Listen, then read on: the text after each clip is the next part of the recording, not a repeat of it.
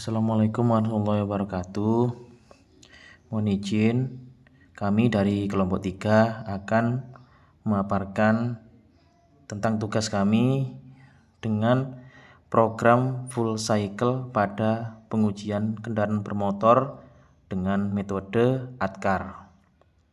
Di sini program full cycle transformasi pengujian KIR yang menghadirkan inovasi teknologi untuk mempercepat proses, meningkatkan akurasi, menyamakan persepsi nasional, dan menghindari pemalsuan data.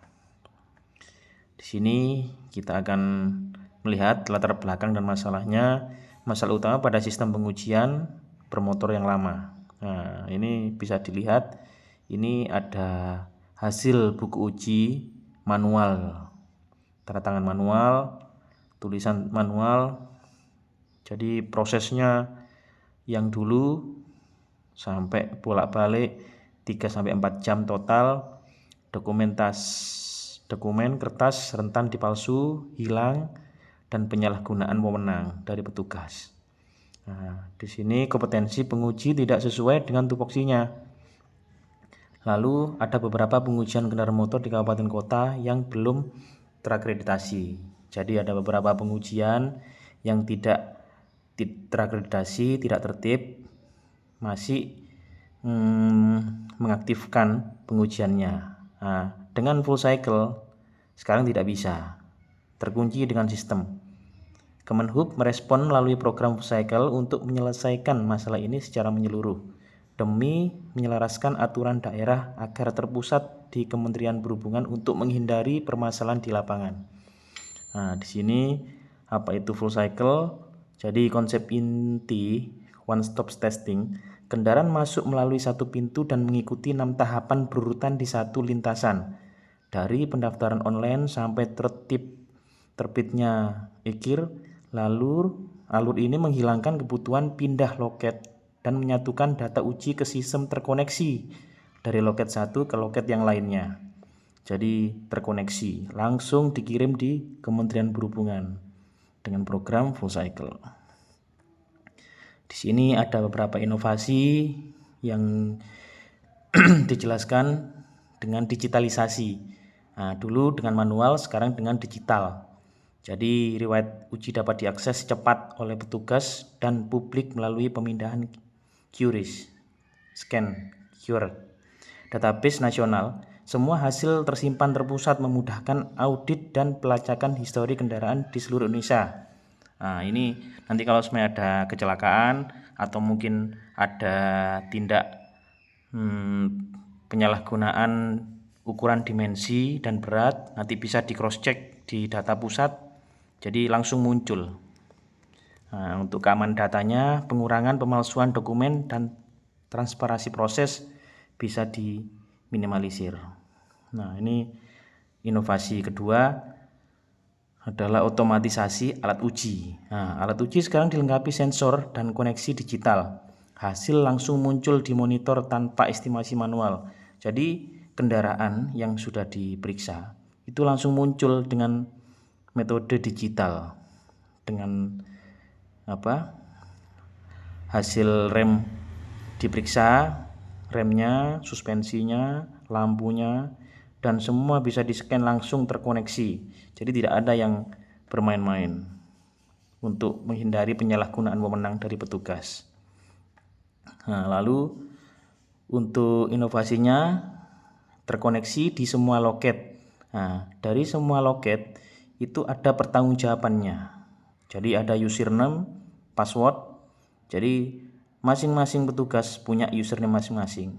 Jadi setiap ada kendala apa, jika ada penyalahgunaan wewenang, jadi di sana sudah terreport. Wah, ini tugasnya siapa? Jadi sudah terlihat semua.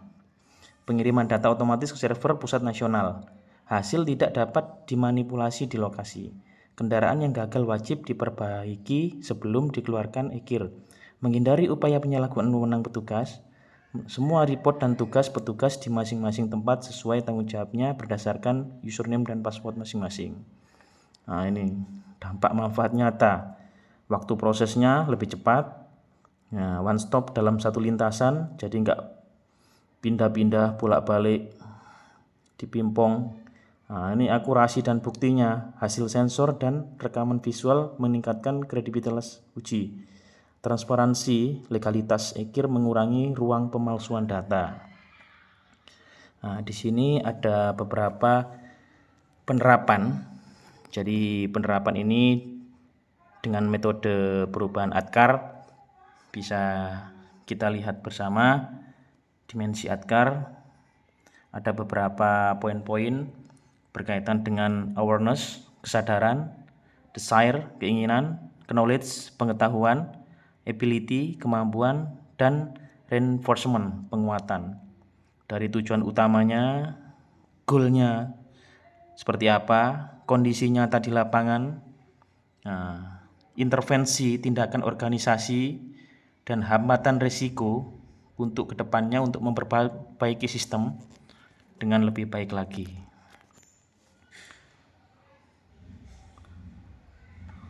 Untuk tantangan dan hambatan, keuntungan yang perlu diperluas, efisiensi operasional dan kepuasan pengguna.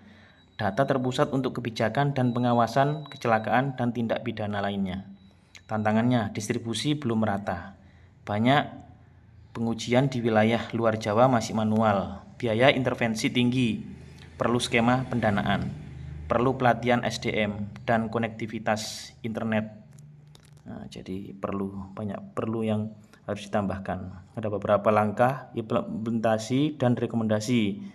Pemetaan prioritas, skema pendanaan, pelatihan dan SOP, dan monitoring dan evaluasi. Nah, ada beberapa rekomendasi kelompok kita sesuai kerangka pengembangan perubahan. Meskipun secara konseptual sangat matang, implementasi di lapangan masih membentur kendala pemerataan kemampuan daerah. Berdasarkan model manajemen perubahan sektor publik, kelompok kami merumuskan rekomendasi taktis berikut. Akselerasi pilar ability melalui pemetaan prioritas. Lalu penerapan skema pendanaan alternatif dan subsidi silang. Bisa kerjasama dengan swasta ataupun mungkin dari pihak-pihak yang lain untuk membantu daerah-daerah yang kebutuhannya kurang. Penyusunan kontingensi SOP untuk kendala konektivitas. Nah, jadi kalau ada kendala-kendala, apa yang langkah-langkah yang harus dilakukan untuk mengantisipasi terjadinya error sistem. Audit cyber dan manajemen keamanan data terpusat. Nah, ini untuk mengantisipasinya, takutnya ada pihak-pihak yang penyalahgunaan wewenang dari seseorang atau orang lain untuk merusak sistem. Jadi ada keamanannya. Nah, dari kesimpulan yang pertama, full cycle merevolusi KIR dari proses manual ke alur terintegrasi dan digital. Yang kedua, inovasi utama EKIR otomatisasi alat uji emisi online, hasil lebih akurat dan transparan. Perlu dukungan pendanaan, distribusi alat, serta pelatihan untuk pemerataan nasional dengan menggunakan metode ADKAR, awareness, urgensi dan akar, SIRE, komitmen dan hak petugas, knowledge, diklat teknis, SOP, ability, uji kompetensi, dan sistem penguncian masalah, reinforcement. Terima kasih. Kami dari kelompok 3 menjelaskan hasil dari tugas kelompok kita. Kurang lebihnya mohon maaf. Wabillahi taufik wal hidayah. Assalamualaikum warahmatullahi wabarakatuh.